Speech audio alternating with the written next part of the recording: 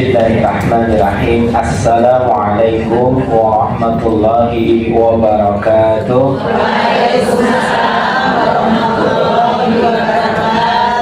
Alhamdulillah wa syukurillah. Innal hamdalillahi nahmaduhu wa nasta'inuhu wa nastaghfiruh wa na'udzu billahi min shururi anfusina wa min sayyiati a'malina. May yahdihillahu fala mudilla lahu wa may yudlilhu fala hadiyalah.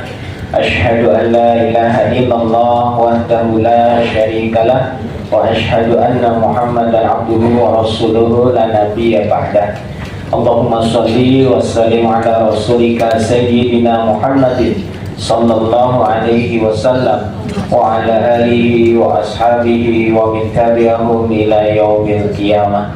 Ya ayyuhalladzina amanu taqullaha wal tanzur nafsum ma qaddamat lighad wattaqullah innallaha khabirum bima ta'malun. Masyaallah kan wa ma lam yasha lam yakun. La haula wala quwwata illa billahil aliyyil azim. Apa kabar ibu-ibu semuanya?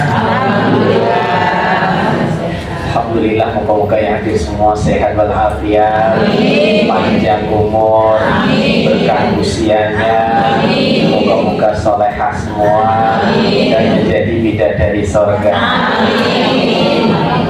Ibu-ibu yang dimuliakan oleh Allah, seperti biasa di kajian saya mesti diawali dengan membaca surat Al-Ikhlas 10 kali, berzikir 10 kali dan bersalawat 3 kali saja untuk menambah pundi-pundi pahala. Lebih-lebih ini hari Jumat di bulan suci Ramadan. Moga-moga Allah lipat gandakan pahala ini. Amin.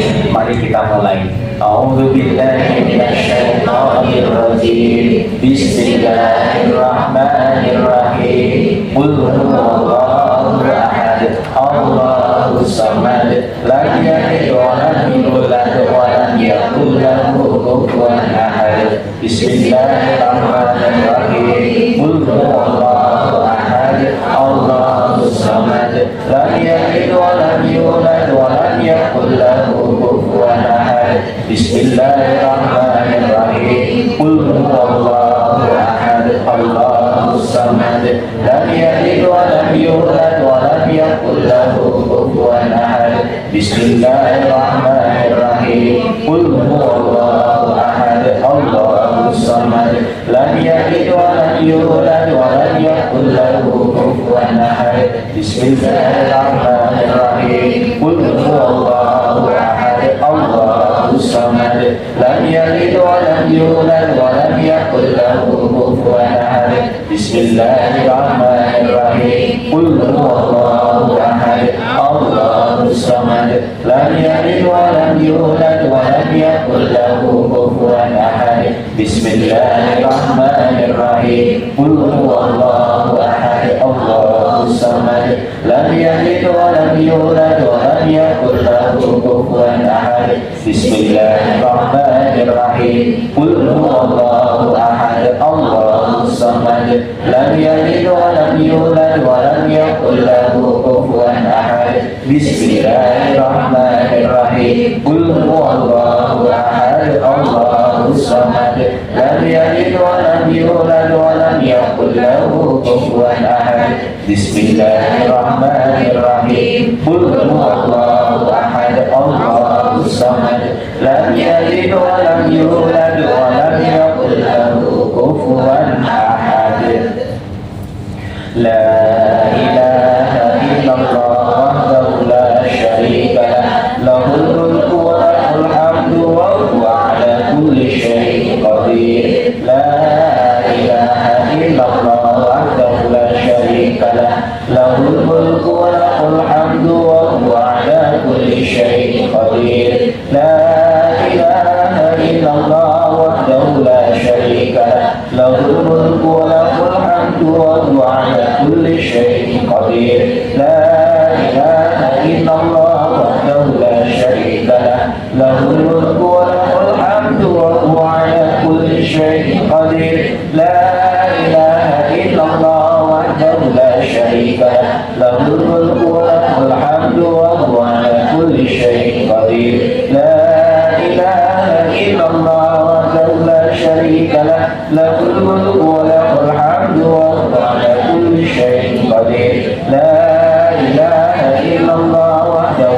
شريك له له الملك وله الحمد وهو على كل شيء قدير لا إله إلا الله وحده لا شريك له له الملك وله الحمد وهو على كل شيء قدير لا إله إلا الله وحده لا شريك له له الملك وله الحمد وهو على كل شيء قدير لا إله إلا الله وحده لا شريك له له الملك وله الحمد وهو على كل شيء قدير اللهم صل على سيدنا محمد وعلى آل سيدنا محمد كما صليت على سيدنا إبراهيم وعلى آل سيدنا إبراهيم وبارك على سيدنا محمد وعلى آل سيدنا محمد كما باركت على سيدنا إبراهيم وعلى آل سيدنا إبراهيم في العالمين إنك حميد مجيد اللهم صل على سيدنا محمد وعلى آل سيدنا محمد كما صليت على سيدنا إبراهيم وعلى آل سيدنا إبراهيم وبارك على سيدنا محمد وعلى آل سيدنا محمد كما باركت على سيدنا إبراهيم وعلى آل سيدنا إبراهيم في العالمين إنك حميد مجيد اللهم صل على سيدنا محمد وعلى آل سيدنا محمد كما صليت على سيدنا إبراهيم وعلى آل سيدنا إبراهيم وبارك على سيدنا محمد وعلى آل سيدنا محمد كما باركت على سيدنا إبراهيم وعلى آل سيدنا إبراهيم في العالمين إنك حميد مجيد الفاتحة أعوذ بالله من الشيطان الرجيم بسم الله الرحمن الرحيم الحمد لله رب العالمين الرحمن الرحيم مالك يوم الدين إياك نعبد وإياك نستعين اهدنا الصراط المستقيم صراط الذين أنعمت عليهم غير المغضوب عليهم ولا الضالين amin ya Allah. Muka-muka yang membaca surat Al-Ikhlas dibangunkan istana di surga ya Allah, yang berzikir kepadamu dilipat gandakan pahalanya ya Allah, digugurkan dosa-dosanya ya Allah, dilapangkan rizkinya ya Allah, dimudahkan urusannya ya Allah, dilindungi dari gangguan syaitan yang terajam dan kejahatan makhlukmu lainnya ya Allah. Moga-moga yang bersalawat kepada nabimu mendapatkan syafaat di yaumul qiyamah ya Allah dengan rahmatmu. Moga-moga kami semua menjadi ahlul jannah ya Allah, amin ya rabbal alamin. Ibu-ibu yang dimuliakan oleh Allah, kita sama-sama akan menuju ke akhirat, karena dunia ini bukanlah tempat tinggal yang sebenarnya dan semestinya. Dunia hanya persinggahan saja untuk mengumpulkan bekal sebanyak-banyaknya. Allah sudah berfirman, wa tazawwadu fa inna khairaz zadi taqwa, dan berbekalah maka sebaik-baik bekal adalah takwa. Saya ulangi, dan berbekalah maka sebaik-baik bekal adalah takwa. Takwa itu memiliki 3 syarat atau 3 ciri yang menonjol. Yang pertama, orang yang bertakwa selalu taat kepada Allah dan tidak bermaksiat kepadanya. Selalu taat kepada Allah dan tidak bermaksiat kepadanya. Yang kedua, selalu ingat kepada Allah dan tidak melalaikannya. Selalu ingat kepada Allah dan tidak melalaikannya. Yang ketiga, selalu bersyukur kepada Allah dan tidak mengkufurinya. Kalau takwa diartikan hanya satu kalimat, yaitu Orang yang bertakwa adalah orang yang takut kepada Allah. Udah.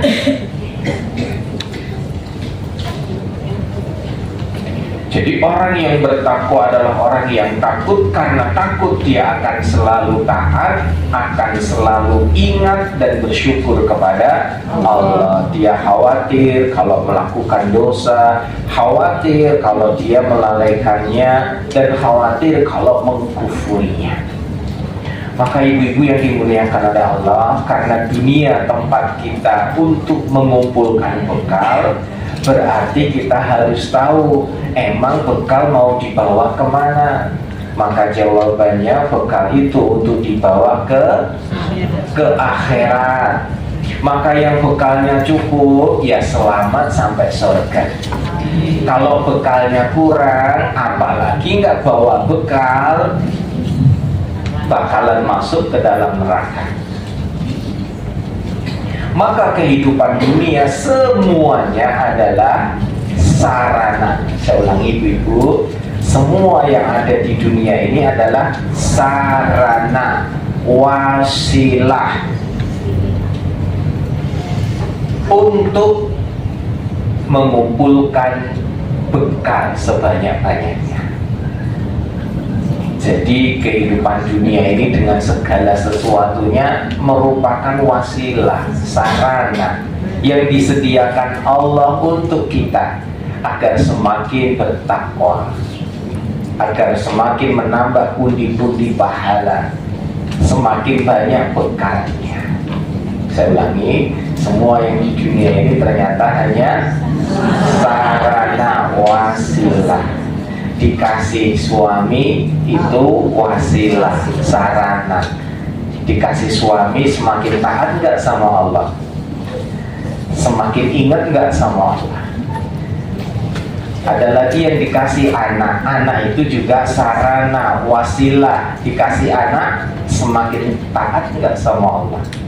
Harta itu juga wasilah, sarana. Kesehatan juga wasilah, sarana. Makan minum wasilah, sarana. Tempat yang bagus ini wasilah, sarana. Semua adalah wasilah, sarana. Maka kelak akan dimintai pertanggungjawaban semuanya. Kalau bahasa lain sarana adalah ya titipan. Semua akan dimintai pertanggungjawaban dari apa yang telah dititipkan Allah kepada kita. Maka semua itu bukan milik kita. Garis bawahi, catat besar-besar, semua itu bukan milik kita. Kita hanya dikasih hak pakai, hak pinjam, bukan hak milik. Suami itu miliknya Allah, bukan milik kita. Anak juga milik Allah, bukan milik kita. Semua harta juga milik Allah, bukan milik kita. Bahkan tubuh kita pun milik Allah. Kita tidak punya apa-apa, karena nanti saat meninggal dunia nggak ada yang dibawa kecuali amalnya saja. Bahkan kita nggak ada yang bisa dibawa. Saya ulangi Bu, kita nggak bisa bawa, karena orang mati nggak bisa gerak. Bahkan yang paling disayang hari ini nggak pernah lepas dari kita, yang namanya HP. Itu pun nggak mungkin dibawa. Nggak ada wasiat, Bu, kone aku mati tolong HP ini diseleke ya Bu ya. Nopo aku tiku ndak kok buka-buka. Ternyata suaminya masih takut juga sama istri. Nggak ada, HP pun ditinggal. Dan ibu hati-hati ya, kalau ada seorang suami meninggal dunia, HP-nya pun harus tetap terjaga, nggak boleh dibuka-buka. Oh, itu nggak boleh. Termasuk juga sama, seorang suami punya istri yang meninggal, dia punya HP, nggak boleh dibuka-buka, karena HP itu termasuk privasi. Jangan suka mencuri-curi atau mencurigai. Ibu tinggal husnudzon saja, karena setan itu masuk dari pintu-pintu suudzon. Kalau ada yang nakir, Kalau apa Bu? kalau ada yang nakir, ternyata ada yang apa? Nagih hutang. Oh, nagih hutang. Oh ya, biar datang ke rumah, Bu. Kalau bunyi ya diangkat lah, Bu. Maksudnya itu tidak boleh mengorek supaya kita menjadi tenang. Karena setan itu masuk dari pintu mana saja untuk menjerumuskan kita. Kembali ya Bu, saya ulangi lagi bahwa semua yang kita miliki di dunia hanya titipan. Besok akan dimintai pertanggungjawaban semua titipan-titipan itu. Mati tidak bawa apa-apa kecuali apa? Amalnya. Bu, kata ulama, seorang wanita saat nanti dibangkitkan di hari kiamat akan ditanya dulu dua hal ini. Penting sekali untuk disampaikan dan diingat-ingat ibu-ibu. Yang pertama, Allah akan menanyakan tentang sholatnya. Khusus untuk wanita ibu-ibu, Allah nanya dulu tentang sholatnya. Yang kedua, Allah nanya tentang hak suaminya. Sudah tertunaikan apa belum? Artinya ketaatan ibu, pelayanan ibu kepada suami itu yang akan ditanyakan untuk yang keduanya. Di hadis yang lain Rasulullah SAW menyatakan bahwa apabila seorang wanita, masih ingat ya ibu-ibu ya, menjaga sholat 5 waktunya. Yang kedua apa Bu? Puasa Ramadan. Puasa Ramadan. Yang ketiga, menjaga kemaluannya atau menjaga kehormatannya. Yang keempat, taat sama suaminya. Maka siapa yang menjaga sholat 5 waktunya, kemudian puasa Ramadannya, menjaga kehormatannya, dan taat sama suaminya, maka boleh masuk surga lewat semua pintu-pintunya. Masya Allah. Pintu surga ada berapa, masih ingat? Ada 8. Yang dimaksud pintu surga ini pintu gerbangnya. Karena surga itu ada 100 tingkat. Di dalam surga banyak istana. Dan otomatis surga-surga itu punya banyak pintu, gak cuma 8. Yang dimaksud 8 ini pintu gerbangnya. Saat manusia dikumpulkan setelah melintasi sirat sebelum masuk surga. Saya ulangi. Saat di padang mahsyar, ibu-ibu kan dikumpulin nih sama Allah, berdiri selama 4000 tahun. Tidak ada yang duduk dan bahkan nggak mungkin bisa duduk. Berdiri semua selama 4000 tahun dalam panas yang sangat luar biasa. Karena matahari jaraknya hanya 1 mil saja. Saking panasnya sampai bermandikan keringat, tidak tiap hari, tidak tiap minggu, tapi sampai 4000 tahun lamanya. Nah, saat itu kemudian datanglah syafaat uzma dari Nabi SAW agar ditegakkanlah hari penghisapan. Maka saat itulah dipanggil satu persatu ke hadapan Allah. Setelah dihisab, ditimbang di mizan, dibagikan catatan amalnya, baru kemudian melintasi sirat. Siapa yang selamat di lintasan sirat sampai di ujungnya, maka ujung inilah yang disebut dengan qantarah. Saya ulangi ya Bu, ini padang mahsyar, ini neraka jahanam, ini jembatannya. Saya ulangi, ini padang mahsyar, tempatnya terang, panas luar biasa. Kemudian melintasi sirat. Sirat ini jembatan di atas neraka jahanam, gelap gulita. Kemudian sampailah di ujung bagi yang selamat. Ujung ini disebut qantarah. Nah, qantarah inilah tempat mereka yang akan masuk surga. Sebelum masuk surga, kumpul dulu di sini semua. Tidak akan masuk surga sebelum Nabi Muhammad membuka pintu-pintu surganya. Dan kabar baiknya Bu, umat akhir zaman, umat Rasulullah yang akan masuk surga terlebih dahulu. Alhamdulillah. Meskipun kita terlahir di penghujung akhir zaman, tapi masuk surganya duluan. Alhamdulillah.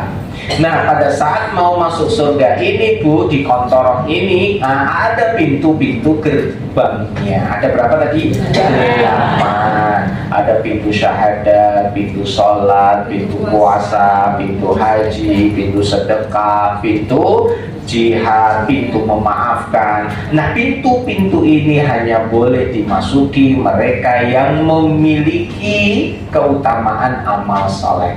Yang senang puasa masuk pintu puasa, senang jihad masuk pintu jihad, senangnya sholat masuk pintu sholat. Lah ibu-ibu kok punya 4 ciri ini: menjaga sholat 5 waktunya, puasa Ramadannya, jaga kemaluannya, dan taat sama suaminya, boleh milik semua pintu-pintu ini. Dibebaskan, boleh milik lewat mana saja. Bukan berarti masuk ke 8 pintu lah wongnya siji. Bukan berarti masuk sini metunai, masuk sini metunai, bukan. Ibu dibolehkan milik mana saja. Alhamdulillah, Masya Allah. Saya ulangi ya, Bu. Jadi saat nanti dibangkitkan, wanita itu akan ditanya pertama tentang sholatnya, yang kedua tentang hak-hak suaminya, apakah dia penuhi atau tidak. Terus di hadis yang ini berarti sebetulnya tidak cuma sholatnya, Allah akan ngecek sholat 5 waktunya, Allah akan ngecek apa? Puasa Ramadannya, Allah akan ngecek tentang kehormatannya, dan Allah ngecek ketaatan kepada suaminya. Maka memiliki suami betul-betul menentukan jalan kita ke surga atau malah sebaliknya ke dalam neraka. Beruntunglah yang benar-benar taat sama suami, mendapatkan predikat sebagai bidadari. Alhamdulillah. Maka kalau ibu-ibu meninggal dunia dan menjadi ahli surga, otomatis menjadi ratunya bidadari, akan menemani para suami-suami yang ada di surga. Jika suami ibu ahli surga, ditawarkan, ibu mau kembali ke suami atau mau yang lainnya. Jadi tidak otomatis. Kalau laki-laki terima beres, dia nggak ditawari sama Allah. Karena laki-laki itu terima beres, siapapun yang dikasih ya terima. Tapi kalau ibu-ibu tidak, Allah akan menawarkan mau kembali ke suaminya yang dulu atau kepada suami yang baru. Nek bosan, ya wes sama yang baru. Kalau ibu pernah misalkan menikah sebanyak lebih dari sekali, katakan menikah 3 kali, suami pertama meninggal, nikah lagi, suami kedua meninggal, nikah lagi, suami ketiga meninggal, dan 3-tiganya suami ini ahli surga semua. Pertanyaan, apakah ibu akan bersama dengan 3-tiganya? Tidak. Tapi berbeda jika seorang laki-laki istrinya meninggal, menikah lagi. Istrinya yang kedua meninggal, menikah lagi. Istri yang ketiga pun meninggal, dan dia pun meninggal. Suami ini meninggal jadi ahli surga. 3-tiga mantan istrinya meninggal semua ahli surga. Pertanyaan, 3-tiganya ini bisa nggak bersama dengan suaminya? Bisa. Bagus. Seperti itu. Jadi suami bisa berkumpul dengan istri-istrinya di dunia. Ibu hanya satu saja. Maka Ka'ab bin Malik sebelum meninggal dia berwasiat kepada istrinya, wahai istriku, sebentar lagi sepertinya aku akan meninggal dunia. Jika kamu ingin bersamaku di surga, maka aku berpesan kamu jangan menikah lagi. Karena kata Nabi, istri akan bersama dengan suami terakhirnya. Jadi kalau ibu menikah pertama, kedua, ketiga ya sama suami yang ketiga. Mau yang pertama, kedua, atau ketiga? Ramah saya Pak Ustadz, yang ketiga sing penting masuk surga gitu ya. Yang penting semuanya ahli surga, masuk surga gak masalah. Maka ibu-ibu, disinilah letak kenapa para istri itu kadang-kadang bertahan dengan suami yang pertama. Suami meninggal, kadang-kadang mereka bertahan nggak akan menikah lagi, karena dengan hadis ini dia memiliki semangat, aku nggak mau menikah lagi, khawatirnya tidak bersama dengan suami yang pertama. Bisa dipahami ya Bu? Wah, ini cinta mati dari dunia hingga ke surga. Masya Allah. Maka kenapa para suami-suami ini menikah lagi setelah istrinya meninggal? Karena para istri-istri di surga itu bisa lebih banyak dibandingkan miliki oleh seorang wanita. Jadi wanita itu suaminya tetap satu, kalau laki-laki istrinya bisa lebih dari satu. Dan ibu tidak perlu cemburu. Saya ulangi ya Bu, tidak perlu cemburu. Ibu cemburu boleh hanya di dunia, dan memang cemburu itu hanya ada di dunia. Karena nanti di surga cemburu itu dicabut, dihilangkan. Ibu gak ada lagi cemburu, gak ada dongkol, gak ada iri, gak ada dengki, gak ada hasad. Isinya mau wapek tak hati nih. Ya Allah, ning dunia nek ibu iri dengki ya wajar wong isih ning setengah ning ributin yo saya wajar wong isih ning dunia. Tapi di surga gak ada, semua enak. Hatinya apik kabeh, nggak ada yang jelek sedikit pun nggak ada. Laki-lakinya soleh, semua laki-lakinya apa perempuannya juga soleh. Semua pokoknya seenak-enaknya kehidupan itu di surga. Moga-moga di surga semua. Amin. Jadi kembali ya Bu, kalau ingin menjadi ahli surga itu ya syaratnya ternyata berat. Ini gampang ya kabeh wong iso. Ternyata surga itu dibayar dengan mahal. Allah sudah berfirman, innallaha ashtara minal mu'minina anfusahum wa amwalahum bi anna lahumul jannah. Sesungguhnya Allah telah membeli diri mereka, orang-orang beriman, jiwa mereka dan harta mereka untuk diganti dengan surga. Saya ulangi ya Bu, Allah telah membeli orang-orang beriman. Kalau membeli artinya ada transaksi bisnis, ada yang menjual, ada yang beli. Allah membeli orang beriman, dan orang beriman itu menjual kepada Allah. Apa yang dijual? Jiwanya dan hartanya. Innallaha ashtara minal mu'minina anfusahum wa amwalahum, jiwanya dan juga harta-hartanya untuk dibayar dengan surga. Allah membayar dengan surga bagi mereka yang menjual jiwanya dan hartanya untuk di jalan Allah Ta'ala. Masya Allah.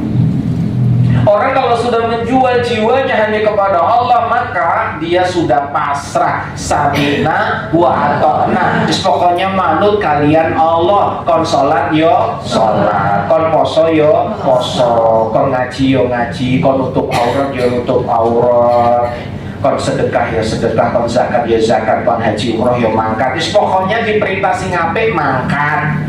Ojo ngelakuin sing salah, jangan dosa maksiat, ya tinggalkan. Karena kita sudah menjual jiwa kita kepada Allah. Namanya menjual itu ya sudah pasrah ngalah. Sendika dawuh pun manut kalian Gusti Allah.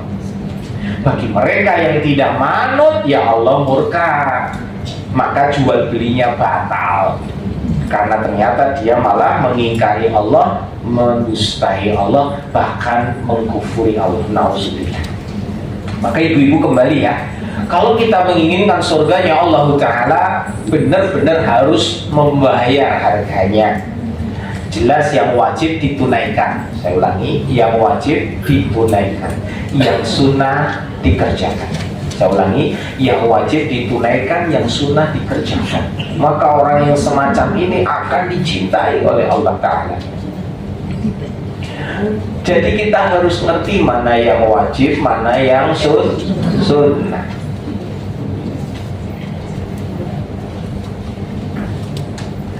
Mana yang wajib, mana yang sunnah. Saya kasih tahu informasi penting banget Bu. Kita ini taat sama suami hukumnya wajib. Maka kita tidak boleh ngeyel. sama suami, nggak boleh marah sama suami. Bahkan di dalam syariat itu meninggikan suara di hadapan suami itu haram hukumnya. Jadi nih suami level 8 ya kita level 6 lah. Ojo nganti dewe levelnya 10. Suami ngomongin lembut 6, kita 10. Wah, sudah sengah, nyeblak, kasar, kebun binatang keluar. Nauzubillah ya Allah. Nah ini udah, kalau seperti ini dosa besar. Saya ulangi ya Bu, jadi kita terhadap suami tidak boleh ngeyel, nggak boleh marah, nggak boleh miso, nggak boleh ngomong sing jelek, harusnya begitu. Kenyataannya orang katanya sudah saking jengkel. Maka ibu-ibu perhatikan, kalau kadang-kadang yang terjadi adalah ego kita yang main, perasaan kita yang main, akhirnya kebablasan, kudune ngomong sing halus jadi ngomong sing kasar. Termasuk contoh paling gampang, suami tidak sholat. Ada nggak yang suaminya tidak sholat? Di luar sana loh, di luar sana ada ya Bu ya. Nah ada seorang istri atau seorang wanita bertanya, Ustaz bagaimana kalau suami kita tidak sholat, apakah kita harus minta cerai? Ayo minta cerai tidak? Suaminya tidak sholat, terus tugas kita bagaimana Pak Ustaz? Apakah kita wajib menasehati? Ternyata hukumnya bukan wajib tapi sunnah. Ibu mengerjakan dapat pahala. Ibu gak ngasih nasihat, gak ngasih tahu, gak ngajak, enggak dosa. Saya ulangi ya, Bu, ngandani suami hukumnya sunnah. Yang wajib tadi nggak boleh ngeyel, nggak boleh marah, itu dosa besar. Lah ibu ngandani suami kok sholat toh mas menare, lo marah malah itu dosa. Padahal nasihatnya baik, nabi, aduh. Kok ngasih tahu ngandani kuwi hukumnya sunnah. Ngeyel malah dosa besar, wong kudune wajib. Bisa dipahami. Maka jangan sampai mengorbankan yang wajib hanya mendahulukan yang sunnah. Kan baru tahu toh ilmunya. Kadang-kadang kita jengkel karo suami, "Nggo salat to Mas, iki mana iki lho, melu-melu ra gelem salat." Oh, bapake ra gelem salat to. Aduh, wis ngamuk-ngamuk nesu-nesu, bapake semakin ora gelem salat. Karena suami merasa digurui, merasa dikasari. Karena suami itu memang begitu. Ngeyelan. Nah ibu-ibu ini sudah pada menikah, udah usianya sekian lama pernikahan, ya sudah, berarti nggak bahas bagaimana mencari suami yang baik, telat. Nah kalau ini pesertanya masih wanita akhwat semua yang memang belum pada nikah, ya kajian pranikah. Karena suami yang terbaik, istri yang terbaik itu syarat minimal 2 ini saja. Saya ulangi ya Bu, syarat minimal itu 2 ini. Kalau ini ada, wis bahagia dunia dan bahagia akhirat. Bu kui wanitanya, bu kui prianya, bu itu suami, bu itu istri, bu kui ceweknya, bu kui cowoknya. Nih 2 ini ada, wis bahagia. Karena syarat suami yang baik, syarat istri yang baik, 1, baik agamanya, 2, baik akhlaknya. Wis loro kuwi. Maka ibu-ibu kalau punya anak boleh mantu, syarat minimal 2 ini saja. Yang lain bonus, saya ulangi, yang lain bonus. Ganteng bonus, ayu bonus, sugih bonus, anake wong apik bonus, tanggane wong apik bonus, wong Jawa wah bonus. Semua itu bonus, yang penting baik agamanya, baik akhlaknya. Maka kalau punya mantu kok baik agamanya, baik akhlaknya, wah wis kuwi membahagiakan. Maka sama dengan kita sekarang Bu, kalau kita ingin keluarganya bahagia, ibu harus bagus agamanya, bagus akhlaknya. Ada orang yang agamanya bagus, akhlaknya buruk.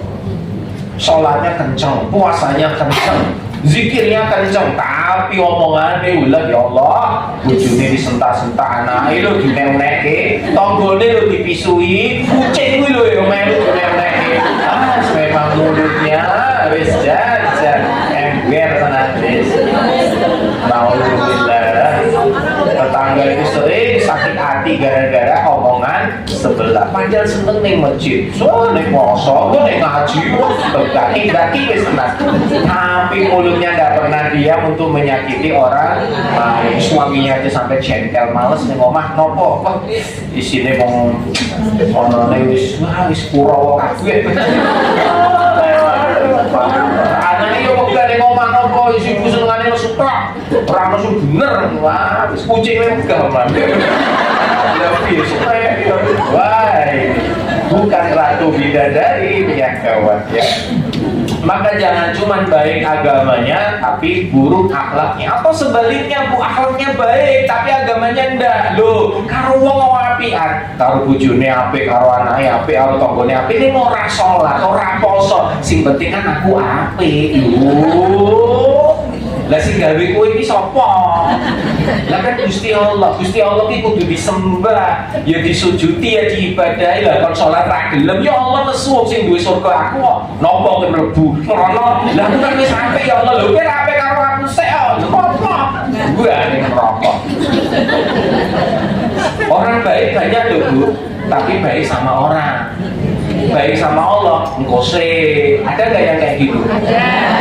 Dan ini orang yang tertipu karena alasannya sih penting kan aku apik karo wong. Lho karo wong apik karo Gusti Allah ora apik iki yo kuali, ora kuali salah.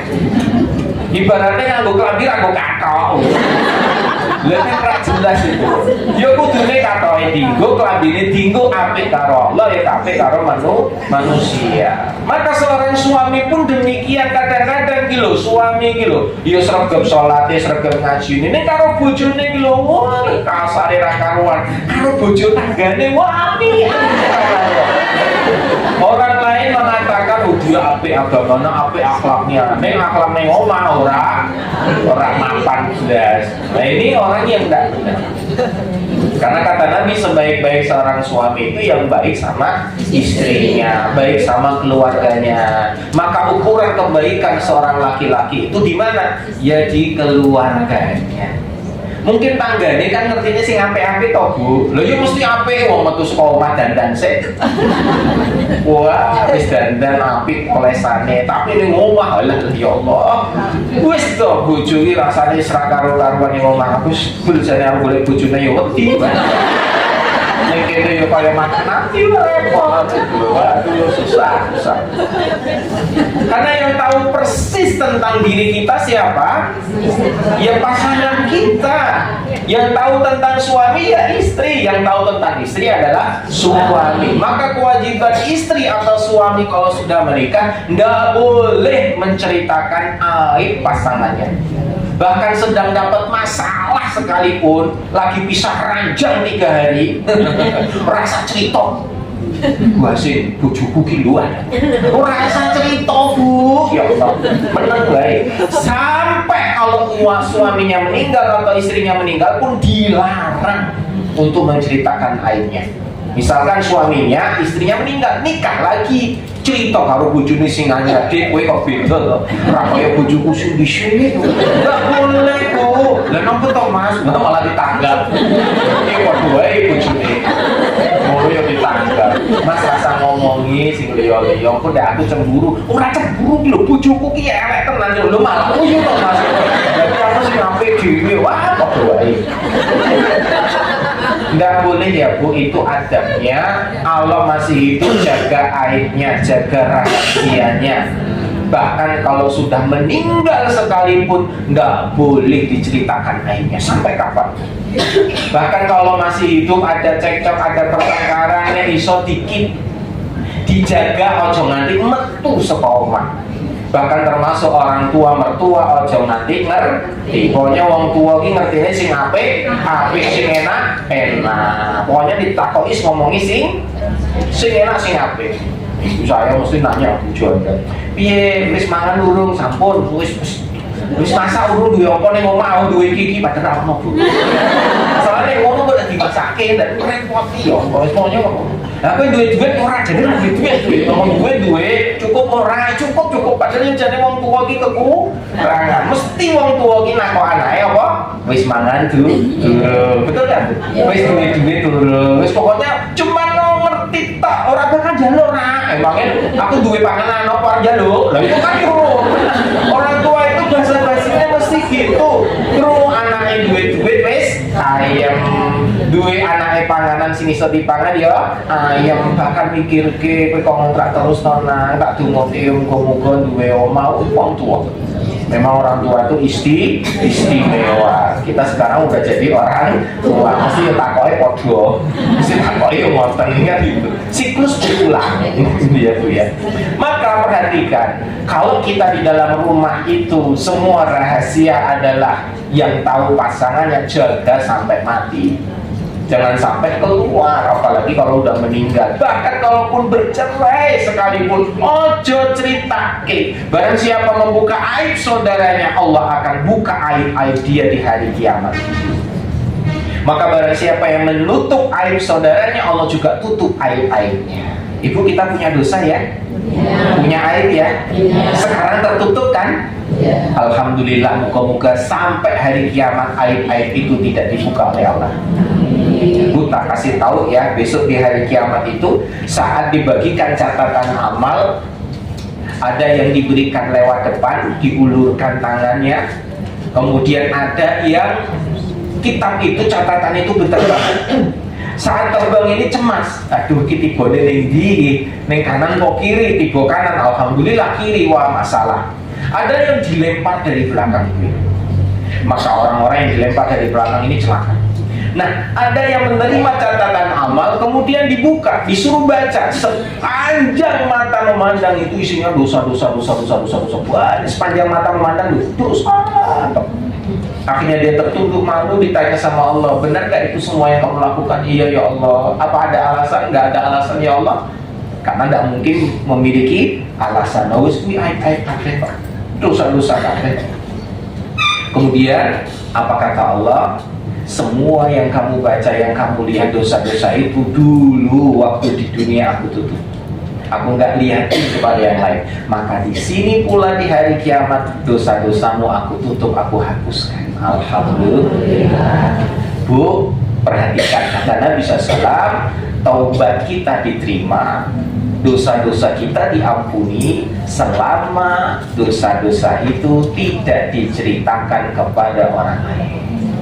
Jadi kalau kita berdoa memohon ampunan, kita bertobat atas dosa, syaratnya taubat dan pengampunan diberikan Allah asalkan dosa itu tidak diceritakan kepada yang lain. Maka ojo seneng ngungkap-ngungkap aib, ngungkap-ngungkap dosa.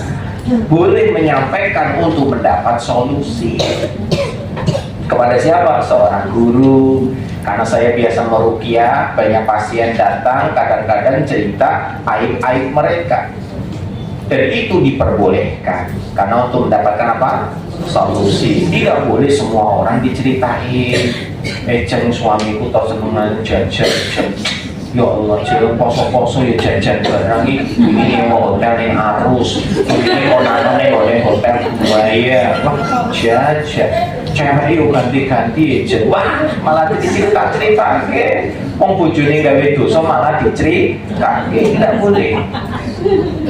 Nah, kalau dia punya masalah suaminya tidak bisa, diajak ke orang yang bisa mampu memberi nasihat. Nah, itu harus cerita. Kalau nggak cerita kan nggak ngerti. Ya kayak kita pergi kemana? Ke dokter. Jelas ya Bu, itu boleh. Tapi selain itu nggak boleh cerita. Karena apa? Allah tidak mengampuni dosa hamba yang hamba itu menceritakan dosanya kepada siapa? Orang lain. Maka kalau kita punya dosa wis dijaga wae, disimpan wae, ojo nanti ono sing ngerti apa meneh ceritake. Apa meneh sesuk arep mati baru cerita, "Mas, aku mau cerita, Mas. Dulu waktu itu toh Mas aku enggak usah, Bu, ya Allah." Mau bojone wis lillahi taala redho dengan akhir hidup kita, malah diceritakan nesu, wis ra sido itu kayak gitu. Tak usah Bu, udah tersimpan sifat Nabi kok. Jelas kita tinggal mohon ampun kepada Allah Ta'ala. Kecuali di situ ada hak-hak yang harus diselesaikan, dikembalikan, diselesaikan, kembalikan. Nah, ibu-ibu yang dimuliakan oleh Allah, maka memiliki suami yang baik, istri yang baik, syarat dua ini harus terpenuhi. Apa tadi? Agamanya baik, akhlaknya baik. Maka yang lain bonus. Yang lain apa? Bonus. Maka untuk memiliki agama yang baik, akhlak yang baik, ya kudu sinau, kudu ngaji dan praktek. Ojo mung sinau ra mau ora gelem praktek. Nek wis ngaji, sinau, ngerti, praktek. Dan praktek ini lama untuk menjadi kebiasaan. Saya ulangi Bu, untuk bisa praktek itu butuh proses yang lama. Akhirnya menjadi habit atau kebiasaan.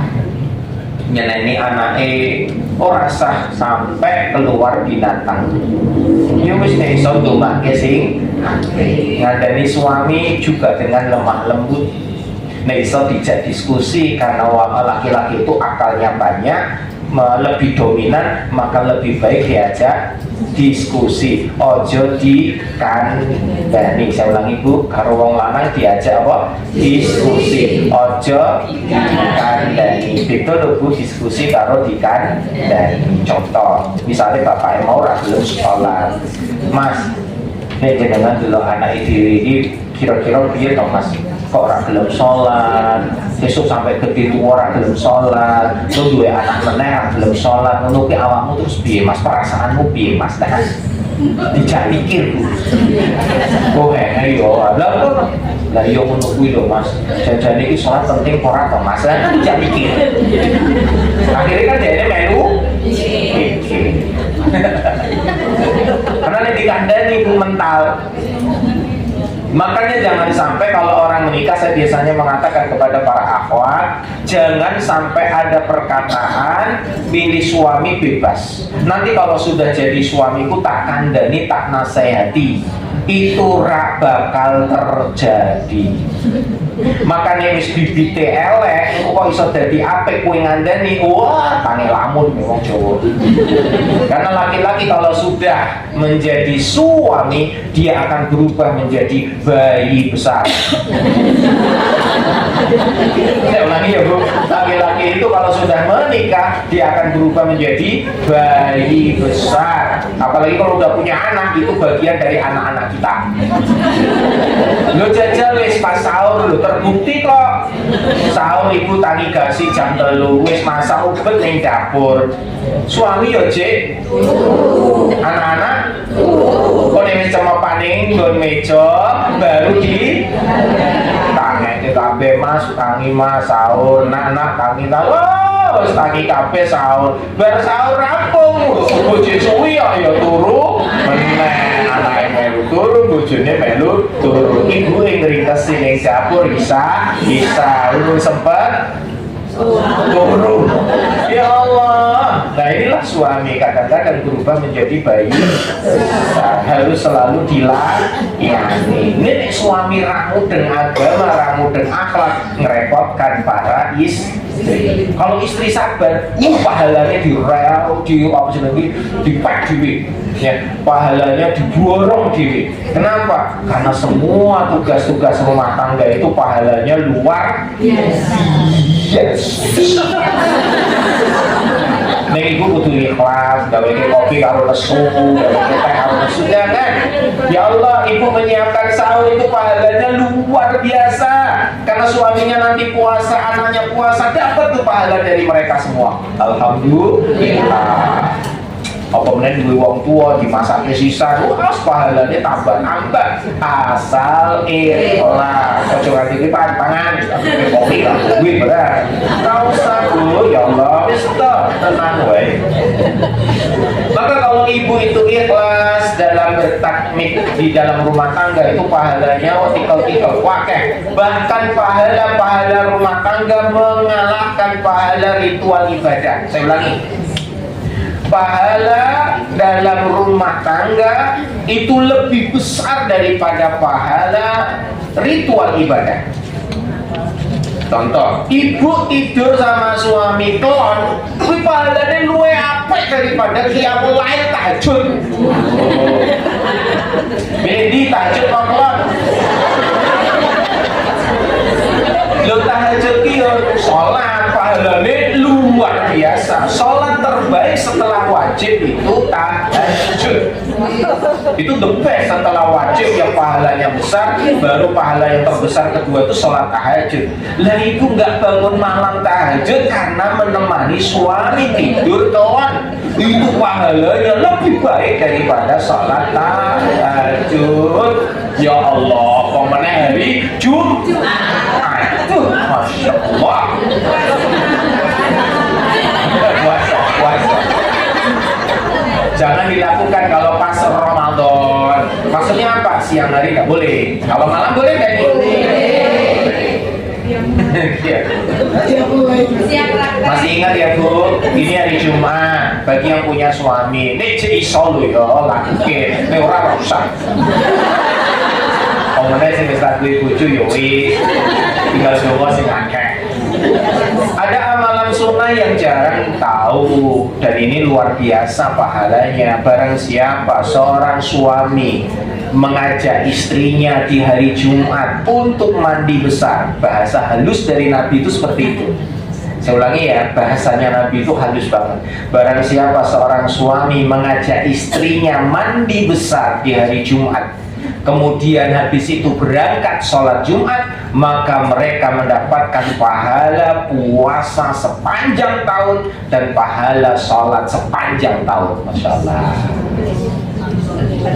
Bukan malam Jumat tapi hari Jumat. Jadi Jumat esok baru subuh sahur bojo mangkat kerja. Bukan malam Jumat. Jadi batasnya itu bar sholat subuh sampai sebelum Jumatan. Bar balik Jumatan Pak Iso Mas. Sudah nikah ya. Jadi kalau ngajak istri jangan habis Jumatan. Harus itu pahalanya. Ngajak bojo bar sholat subuh. Ini yo kudu ngerti bojone. Awake kesel pora. Nek awake kesel ya aja dipaksa. Kadang suami itu egois. Melihat istrinya udah capek, anaknya udah patenting jerit, nangis kabeh lho kok ngene kamar dikunci wis aja ganggu. Ini papa mau bikin anak lagi gimana ya? Kadang-kadang harus memahami kondisi siapa? Istri atau suami, pasangannya harus dicek. Kalau memang nggak enak badan jangan dipaksa. Kadang-kadang itu harus dipahami bersama. Nah kembali ya Bu, jadi pahalanya orang yang mengajak istrinya mandi besar ya di hari Jumat itu, habis itu kemudian berangkat Jumatan, maka pahalanya mendapatkan seperti sholat sepanjang tahun dan puasa sepanjang tahun. Ini istimewa.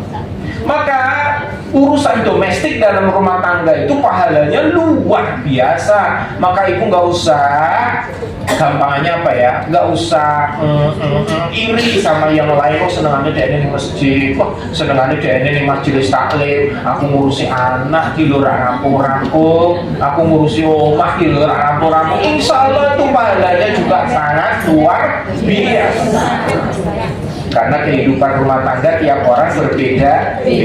Kuncinya satu, ibu taat sama Allah, taat sama suami juga karena perintah Allah. Saya ulangi, ibu taat sama Allah, taat sama suami juga karena perintah Allah. Maka jaga hartanya suami, jaga kehormatan suami, jaga nama baiknya. Karena redonya suami menjadikan kita masuk surga. Suami seperti apa yang harus kita ikuti Pak Ustadz? Ya mau kuwi sing loro kuwi lho, agamane apik, akhlake apik. Lah nek apik ora, agamane elek, akhlake elek, mosok ora diikuti Pak Ustadz? Ojo diikuti, nek ditaati. Halo? Lah mosok bojone ra salat, aku ra salat sisan. Lah wingi kuwi jenenge. Suami yang akhlaknya buruk, agamanya buruk, jangan diikuti, tapi tetap ditaati selama tidak dalam hal maksiat. Bu, tuh kok kecium buat wah, oh jangan. Bu, aku mau ngimpi toh nomor iki 4321 tolong ku pasangke lho, pasang nomor. Oh nggak boleh. Bahkan ibu dikon merokok misalnya lanjut dong Pak merokok ki marake ngentek duwe nang dibakar berarti dintone nek mbok disedoki leboke temas emak-emak bisa mikir nah kayak gitu rasa aku dhewe Mas nek ngono-ngono aku ora melu-melu aku ndak aku melu kakean dosa manten. Pokoknya yang hal-hal yang sifatnya maksiat dosa maldorot ibu nggak usah tahan. Jelas ya Bu? Kalau beliau ngasih contoh-contoh yang jelek gak usah ikut-ikutan. Mah, kita iki enak gini nih gak karaoke rasa traweh rawis. Ngajak traweh ngajak karaoke. Wah repot loh, nopo mumpung sepi mah. Iki kan do karaoke sepi kabeh iki wong do traweh kok. Payah iki. Suami kayak gini jangan diikuti. Kalau maksiat jangan ditaati. Selain itu taati semua Bu. Meskipun dia tidak sholat, meskipun dia tidak puasa, kon gawe wedang yo gak weke. Kon ngancani turu yo dikancani. Kon nyiapke banyu panas gua adus yo dipanaske godhog kita. Wis pokoknya sing ape-ape ngono. Bapak biner kok makan kerja setrika ya setrika. Nek iso ki wong lanang ora usah ngrepoti wong wedok. Sepatu iso dhewe yo nganggo dhewe, rasa mah buke. Lah ngomong nganggo dhewe wis kaya golek kunci ki lho dadak bengak-bengok, "Mah kunci." Lah ya Allah, kunci iki dhewe yo iso to yo, rasa kabeh wong wedok. Kok menen wong wedoke jek duwe anak cilik mesake yo. Wis Mama, rasa ngadeg wis ngono wae. Wis tak nganggo dhewe. Kuwi. Mah, iki mau urung sempat asah-asah to. Pak, aku mau berusaha iki langsung pos selawat. Ya wis asah-asah aku wae asah-asah. Oh, kuwi bojo sing the best. Lah ya Allah, Man, kok ternyata rugo sapu to iki lupa awak. Wis iku tak sapune. Oh, enak. Lho, mak klambi rung di laundry iki. Ya Allah, roti kumbang wis tak kumbahe, Pak. Lho kumbang nggo apa, Pak? Lho tak laundry iki. Enak tenan wis. Ya Allah, nek iso ki wong wedok rasa digawe repot. Nek iso tandani dhewe. Mas, tandani dhewe, Mas. Ora usah kabeh-kabeh wong wedok. Kenapa? Karena istri itu bukan pembantu, bukan asisten rumah tangga. Istri itu bidadari.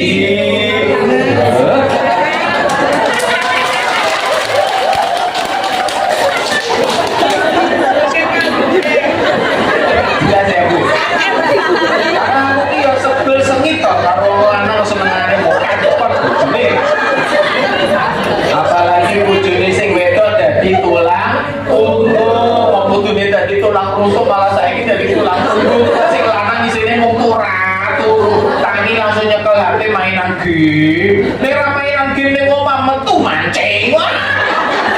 Aduh wes, ora iso diandalke. Akhire sing wedok mandiri menjadi tulang punggung bagi suami. Maka kalau dia tidak sabar Bu, waduh jauh dari surga. Kalau sabar ya Allah surganya tinggi luar biasa. Maka kalau suaminya nanti tidak masuk surga, ya goodbye semua. Kenapa? Karena Allah sudah menyiapkan ujian bagi kita untuk naik kelas. Bu, tiap keluarga punya ujiannya sendiri-sendiri. Ini tulis catat baik-baik. Setiap keluarga punya ujiannya sendiri-sendiri. Artinya tiap keluarga ujiannya beda-beda. Saya ulangi, setiap keluarga punya ujiannya sendiri-sendiri dan ujiannya beda-beda. Nek ana sing padha ya ra padha plek. Paling yang mirip-mirip. Artinya karena dunia ini tempatnya ujian, ya kudu siap. Saya ulangi, karena dunia ini tempatnya ujian, ya kudu siap. Burung nikah, ada nggak ujiannya? Ada. Ujiannya yang belum nikah loh, para jomblo ini ujiannya apa Bu? Dipoyoki, dibully. Dhisik iki lho pas kuliah urung lulus ditakoki terus. Kowe lulusnya kapan to, Mas? Lulusnya kapan to, Nduk? Kayak lulus. Setelah lulus ra tau ditakoki wis lulus durung, ora ditakoki wis kerja urung. Lah ini ra ditakoki aku wis lulus, saiki ra ditakoki wis lulus kok urung. Malah ditakoki wis kerja kok urung. Lah kebetulan rung entuk kerjaan, sakit banget rasane. Lah wis entuk kerjaan ora ditakoki wis kerja ning ndi, ora wis kawin urung.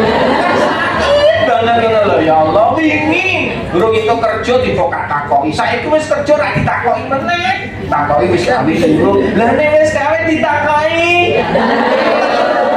Ya. Wis duwe anak urung. Kok nek wis duwe anak, anake pira? Semua itu bahasa komunikasi, bahasa basi, rasa ditanggapi nengati, anggap saja sesuatu yang biasa saja, rasa main perasaan. Ya nek ditakoki wis kawin durung.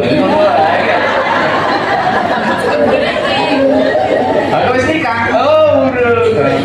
Wis nikah wis duwe anak durung. Ngono seneng wae ngono lah, happy. Kenapa? Karena yang nanya itu udah peduli sama kita. Oh itu hanya cuma bahasa. Lah emang nek duwe nikah, urung duwe bojo kok digoleke, urung karuan. Kok nek duwe anak dikeki anak, ya urung karuan. Itu hanya apa? Bahasa basi, ngobrol-ngobrol.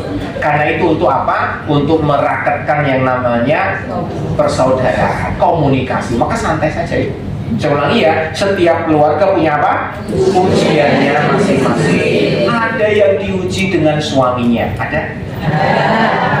Ada yang diuji dengan istrinya. Ada yang diuji dengan anaknya. Merah anak siji anak loro anak telu anak telu ki lho beda kabeh. Sing siji saleh, sing siji lho beda. Wis jahat pertakilan kok isine ujian. Bahkan anak kiai wae ana sing ora dadi kiai, gampangane yo ujian ning anak. Ana meneh Bu, bojone apik, anake apik, ujiane ning mertua. Ya Allah mertuane welek tenan akhlake ya Allah, senengane moto duiten. Apa diukur materi wis aja. Nah, ujiannya di mertua. Kalau mertuanya apa ujiannya ning wong tuane dhewe, ya Allah, wong tuaku iki lho senengane ngurusoi rumah tanggaku ya Allah, apa-apa dikulak-kulik ditelponi wae. Wis tobu rasa ngurusi omahku. Wis. Ujiannya di mana? Orang tua baik, mertua baik, istri baik, anak baik, suami baik, tonggo iki. Kabeh ape duwe tonggo resek wis. Lah wong godhong Tigorono ngamuk. Oh, godhong siji 1000. Wah, didendro Bu. Ya Allah, apa meneh duwe pitik 0.000. Balik-balik dadi imut. Wah, duwe tonggo iki ya Allah, ditembok dhuwur banget. Dipagri sampai ra iso lewat. Ya Allah, duwe tonggo kok ya ujiannya di tetangga. Ada lagi tetangga udah bagus-bagus semua, ujiannya di kesehatan.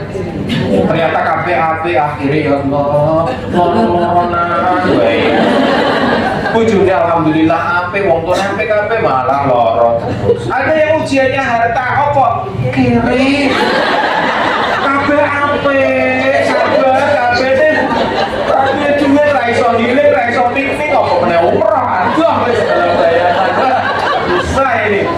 Yang diuji dengan kemiskinan. Ada tetangga sebelah kaya raya, tapi ujiannya di pasangannya selingkuh. Ya ternyata nggak bahagia juga. Artinya setiap rumah tangga pasti ada ujian. Bu, resep tidak bahagia. Dicatat baik-baik. Resep tidak bahagia. 1. Fokus sama ujian, fokus sama masalah. Ini resep gak bahagia nomor 1 itu fokus sama masalahnya, fokus sama ujian. Yang kedua, lihat kekurangan diri. Yang kedua, lihat kekurangan diri. Yang ketiga, bandingkan dengan orang lain. Ini resep gak bakal bahagia itu ya gini. Jadi yang pertama apa Bu? Fokus sama masalah, ubet ngurusi masalah. Yang kedua, lihat kekurangan diri. Yang ketiga, bandingkan dengan orang lain. Maka jika tiga ini ada dalam kehidupan kita, hidup kita nggak bakal bahagia. Contoh, rumah kita selalu punya masalah. Setiap rumah ada ujian masing-masing. Kenapa masalah menjadi lebih besar? Karena kita fokus kepada masalah, bukan solusi. Duwe bojo ki ora gelem salat, duwe bojo kasare ora karuan, senengane bentak-bentak. Wes to, pikirane ning gone bojo sing elek. Terus sosial agama ning akhlak iki fokus ning kono. Habis itu ngukur kekurangan diri, wis memang aku ketok wong kira serapan itu merasa diri akhirnya kecil hati. Dibandingke kok ora kaya tanggoku to ya bojone apik kabeh. Padahal nek kono yo ndeloki dhewe, enak ya tanggo sebelah sugih ning ndi iso piknik bolak-balik mangkat ning luar negeri. Ha sing ngono ya ndelok jenenge urip ya sawang sinawang. Kalau pingin enggak bahagia, bandingkan dengan orang lain. Ibu ada jerawat ki, lu stres banget. Apa meneh flek hitam. Wah, skincare dipakai lah. Ya Allah, apalagi pengajian sing ditelok tas sebelah hanya meneh. Ganti meneh. Ya Allah, iki madrasah iku wis berapa kali? 10. Ada enggak yang datang ke sini 10 kali ganti tas? Hari pertama tas iki, hari kedua tas iki, hari ketiga tas iki. Mosok tasnya padha terus. Wah, itu the best itu. Oh, dress code sih ganti terus. Ya karena ada pengumuman ya. Kalau yang ada pengumuman enak dress code-nya. Muka-muka nggak ada yang pink dusty. Repot. Nah, istri saya pernah diajak piknik sama ibu-ibu RW, khusus ibu-ibu, makanya minta izin, boleh nggak ikut piknik ibu-ibu. Ibu-ibu semua apa ada yang cowok? Ya, ibu-ibu semua tapi ada cowoknya. Lu ada cowoknya dia, tanya lah kan sopirnya cowok. Oh yo wes. Adekku yo ayo gak main hitungan kan gitu ya. Ya wes diizinkan. Nah ternyata dapat share-sharean. Acaranya 2 hari, acaranya sehari, pergi pagi pulangnya mesti agak malam ya Bu ya. Dress code-nya ganti pink telu. Karena acaranya harus ke air terjun Jumok atau apa itu. Terus habis itu nanti ada acara di mana renang. Jadi ada yang basahan itu 2 kali. Lah yang lucu waktu itu ada dress code yang namanya pink dusty. Ya kan istriku ya bingung, pink bingung apa meneh dusty.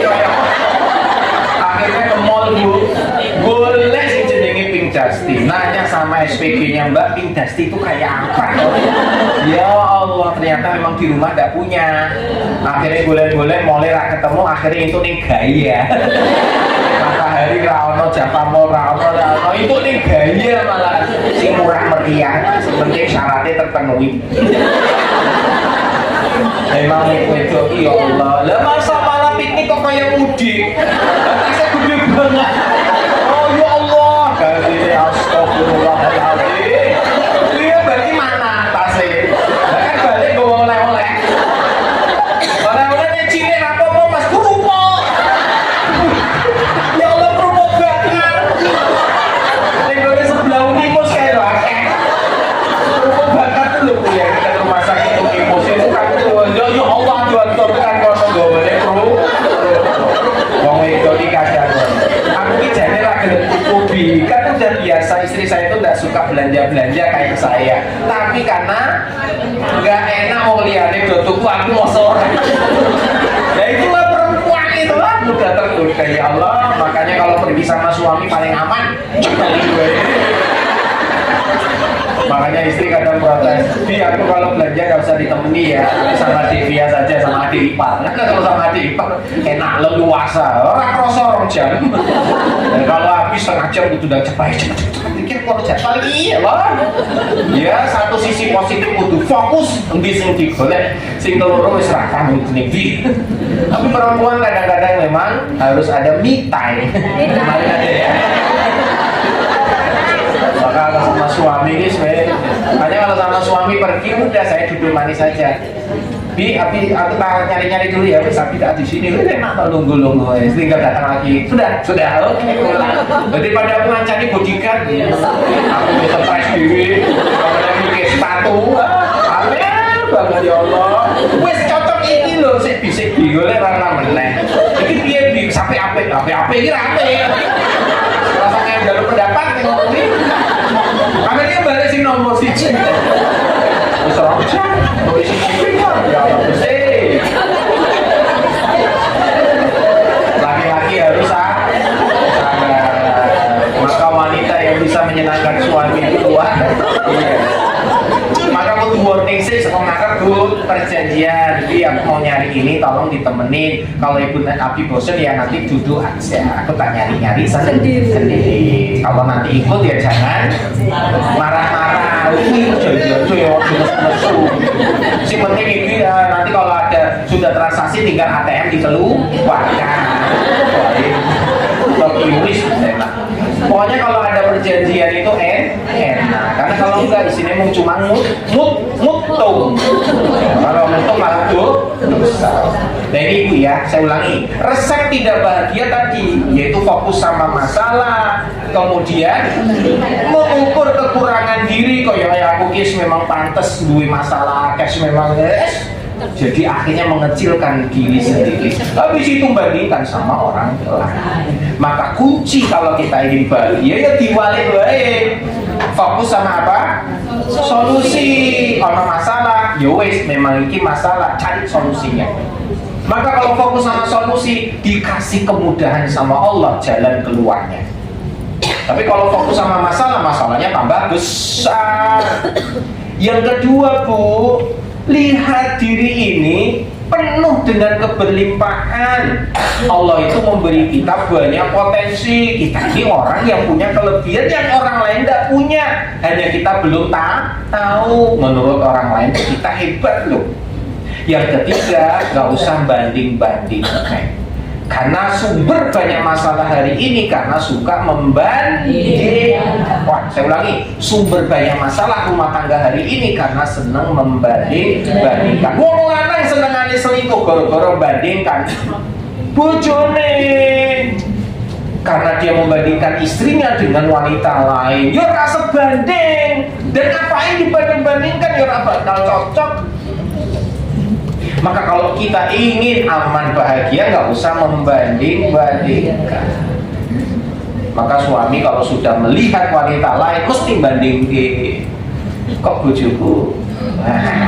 Akhirnya delok kekurangan. Padahal sing didelok kuwi misalkan jadi istrinya burung karuan iso apik, malah luwe apik bojoku sing wingi yo. Aku njaluk kopi dikeki ya teh iki bayar deh. Wah, susah nih, ternyata belum Allah tuh udah ngasih yang terbaik. Maka wajib bagi seorang laki-laki untuk menahan pandangannya terhadap wanita lain. Nek kesengsem kamu mau ngayu mas, langsung balik nek ngomong njaluk karo bojone. Lah bojone ora iso Pak Ustaz diskon mijeti ngono wae lah. Harus meneh. Nek kuat yo poso. Karena sumber masalah itu ada di mana? Bu, tak kasih tahu ya, Bu, tak kasih tahu rahasia. Laki-laki itu kelemahannya di sini, Bu. Di sini. Nah, colok. Jadi laki-laki itu kelemahannya di mata. Mau dia masih muda kek, sudah menikah kek, sampai kakek-kakek pun tetap kelemahannya di mana? Maka ibu kalau ingin menyenangkan suami, senangkan matanya. Nih mas, bojomu di, kalau enggak? Bukan, jadi kok mas, senangkan matanya. Contoh, rumah nggak boleh berantakan. Karena apa? Suami kalau pulang lihat suasananya menyenangkan, dipandang enak. Kalaupun pas berantakan ngomong, itu namanya akal. Mas, maaf ya, aku belum sempet resik mau urusanku akan. Nah, itu langsung suami apa? Merasa bertanggung jawab. Yo wis dik rasa resik, engko tak bantu Mas. Sing penting ngomong ngono apa mau ate. Aja dijarke, Bu. wis ben karep-karepe mulai. Nggak enak, nanti suami akhirnya pergi ke istri wanita yang lain yang lebih rapi, lebih rapi, lebih wangi, kan boleh. Maka ibu kalau di rumah ya penampilannya harus lebih baik. Nah, masa harus pembantu kok apa pembantu baik dong? Astagfirullahaladzim. Maka suami ya akan jatuh hati sama siapa? Pembantunya. Lah pembantunya skincare wis ngerti ya. Lah bojone ndas ukuran lho. Wis manggune minyak nyong-nyong. Tapi ya suami mau betah di rumah. Maka Bu senengkan matanya, hibur matanya Bu. Kalau ibu pakai daster itu baju kebesaran di rumah loh. Masa nih ngomong baju kondangan? Ya enggak, baju ibu tetap daster. Tapi kan wangi, bersih, rambutnya juga wangi, bersih. Oh jadi lus-lus apa nih? Wah, tegak-tegak wah, mampu kompor. Maka kasih kenyamanan. Kelemahan laki-laki itu di pandangan. Jangan sampai dia lihat di luar tapi tidak fokus kepada ibu-ibu. Karena kalau sudah memandang di luar, banding-bandingkan. Kalau sudah bandingkan, yang terlihat mesti semua kelemahan ibu-ibu. Begitu pula ibu-ibu juga demikian. Kalau sama suami, Bu, perhatikan, kalau sama suami, jangan sampai suami ini jatuh hati ke orang lain, maka fokus kepada yang disukai. Sekarang saya beritahu lagi, kelemahan perempuan di mana? Di telinga. Kelemahan laki-laki di mana? Ibu-ibu apa? Makanya wong wedok senengane ke bujuk. Nek urung kawin, wah wong lanang iki lho jadi buaya darah tenan. Wong wedok nek digombali tenan jadi gombal. Apalagi kalau sudah ditelepon, wis klepek-klepek. Maka kenapa para istri yang diselingkuhi suami, setelah suami merayu-rayu, merengek-rengek minta maaf, akhirnya memaafkan, betul? Habis itu diulang lagi, ketahuan lagi, konangan lagi, merengek-rengek lagi, rayu-rayu lagi, akhirnya klepek-klepek, memaafkan lagi, diulang lagi pengtelu, betul tidak? Karena apa? Kelemahan perempuan di mana? Telinganya. Dan laki-laki tahu ini, maka dia akan tahu kelemahannya, tahu bagaimana menyenangkannya, dan seterusnya. Maka ibu juga demikian. Kalau ingin suaminya terjerembab kepada dosa, ya wis to matane kon jelalatan bae jomblo. Sama perempuan kalau ingin terjerembab dalam dosa, ya wis to banyak-banyakin aja telinga mendengar hal-hal yang buruk. Maka suami kalau ngerti kekuatan istri dan kelemahan istri, maka senantiasa berkata-kata yang baik, mesra sama siapa? Istrinya. Lho Bu, nek duwe bojo wis ngei kopi, ngei teh, ngei makan dan seterusnya, suami ngomong, "Makasih ya Mak, barakallah." Sama-sama, makasih ya. Ojo karo ning gone kafe, makasih ya Mbak. Lah Mbak, makasih ya Mbak. Wis bayar makasih sisa. Lah ning omah wis gratis, ora ngei makasih. Jangan mau lanang iki. Oh iya, yang di kafe alus tadi pindah di rumah. Ya Allah. Mas, airnya udah siap buat mandi, anduknya udah di dalam kamar mandi. Ini aku tak nyiapin bajunya untuk hari ini. Rebu ya, rebu, oh rebu biru ya, ya. Monggo Mas mandi dulu. Ya Dik, makasih ya. Ya Allah. Apa sih susahnya laki-laki mengucapkan kalimat terima kasih? Ya Allah. Ibu-ibu juga demikian, kalau dikasih sesuatu sama suami ngucapin apa? Terima kasih, barakallah. Nego Jawa ya matur nuwun. Ora ono susah kok. Nek salah ya tinggal bilang minta maaf. Wis, terima kasih, minta maaf. Ulangi, terima kasih, minta maaf. Lagi, terima kasih, minta maaf. Dua kata ini langka dalam rumah tangga. Maka kalau ingin rumah tangganya bahagia ya, sering-seringlah mengucapkan ini kepada anak, kepada suami, kepada istri. Terima kasih, minta maaf. Maka seorang istri kalau punya salah langsung minta maaf duluan, oh itu the best, luar biasa. Nah, yang terakhir Ibu, kalau ingin bahagia dalam rumah tangga, maka harus selalu memiliki keredaan kepada orang tua, kepada Allah Ta'ala. Jadi redha kepada semua ketetapan Allah. Jadi kalau kita ingin bahagia, fokus kepada solusi, lihat potensi diri, kemudian jangan bandingkan orang lain, dan redha kepada ketentuan Allah. Ditutup dengan selalu syukur dan sabar. Saya ulangi, tutup dengan syukur dan sabar. Dapat nikmat ya syukur, dapat musibah ya sabar, dapat ujian ya sabar, dapat hal yang baik ya syukur. Pokoknya urip ini tinggal sabar dan syukur. Di setiap ada sabar mesti ada syukur, di setiap syukur ada sabar. Dapat suami tidak sholat, ya sabar. Dapat suami rajin sholat, bersyukur. Punya anak soleh-solehah, bersyukur. Anaknya belum soleh-solehah, sabar. Punya mertua lu galak banget, ya sabar. Mertuanya baik, ya syukur. Pokoknya tinggal sabar dan syukur. Wong urip mesti lho, bagi mati. Ngapain digawe susah? Kemarin cerita Bu, saya tidak bisa ngisi hari Kamis karena Rabu malam jam 10, setengah 11 itu banjir buadan.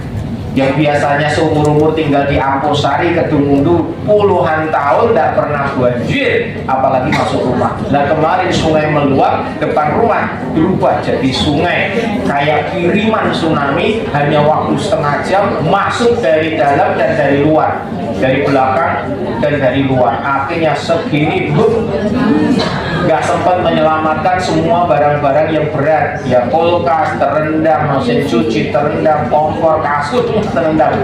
Hanya dokumen-dokumen sama barang-barang elektronik yang bisa terangkut. Itu aja setengah jam. Alhamdulillah karena itu dekat sungai ya surutnya juga cepat. Datangnya banjir cepat, surutnya juga cepat. Tapi bekasnya lama, bersihnya lama, jemurnya lama. Wah sudah. Yang kena nggak cuma saya, hampir-hampir satu rumah di kompleks kita itu semua kerendam, ada yang sampai atap rumahnya.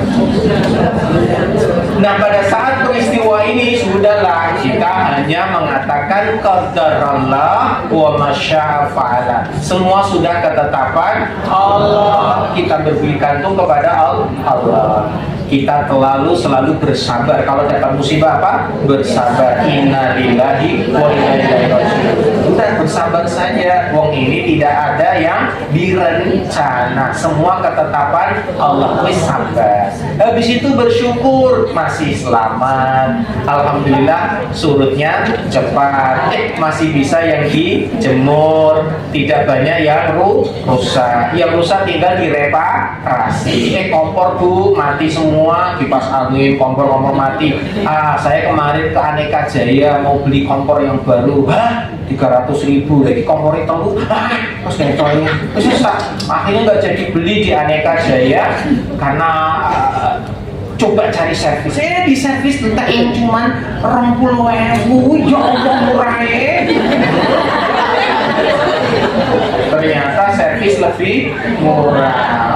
Padahal waktu itu sudah saya hopeless, waktu ini tidak bisa lagi, udah tak beli lagi yang baru. Ternyata disarankan servis dulu, kan servis ya udah. Servis ternyata ya murah. Ada selalu dalam musibah bersabar, satu sisi bersyukur. Nah saya waktu nggak bisa ngisi di sini ya nyesel juga. Aduh udah jadwal saya nggak bisa, ya udah sabar. Ketentuan Allah begini. Diganti hari Jumat ternyata bisa ngisi lagi. Alhamdulillah bersyukur. Ini pas hari terakhir. Masya Allah cantik-cantik bidadari putih-putih semua. Bajunya. Bidadari itu memang putih-putih besok kulit yang putih bersih, ibu-ibu semua kan bidadari surga. Nah, ibu-ibu yang dimuliakan oleh Allah, setiap peristiwa harus kita baca dengan sabar dan syukur. insya Allah hidup itu akan bahagia. Moga-moga berkah manfaat buat ibu-ibu semuanya. Kita lanjutkan dengan tanya jawab. Jika ada yang mau bertanya, dipersilakan. Belum bener panjatkan doa, rasa ngomong sing daki-daki malah dadeke perkara, mending curhat sama Allah, minta agar diberi hidayah, karena Allah yang maha memberi hidayah kepada siapa saja. Anak-anak kita masih bandel, belum sholat, belum macam-macam, doakan saja. Tetangga kita masih nggak bagus, doakan saja. Jaga lesan, jaga sikap perilaku, minta dengan sungguh-sungguh sama Allah agar kebahagiaan berada dalam kehidupan, sehingga insya Allah kita selamat dunia, selamat di akhirat. Moga-moga kita semua beruntung jumpa lagi ibu di lain kesempatan. Selamat menjalankan ibadah puasa. Moga-moga Allah menggugurkan dosa-dosa. Rabbana atina fid dunya hasanah wa fil akhirati hasanah wa qina adzabannar wa adkhilna jannata ma'al abrar ya aziz ya ghafar ya rabbal alamin walhamdulillahi rabbil alamin. Minkum ala alam bisawab wa billahi taufiq wal hidayah. Assalamualaikum warahmatullahi wabarakatuh.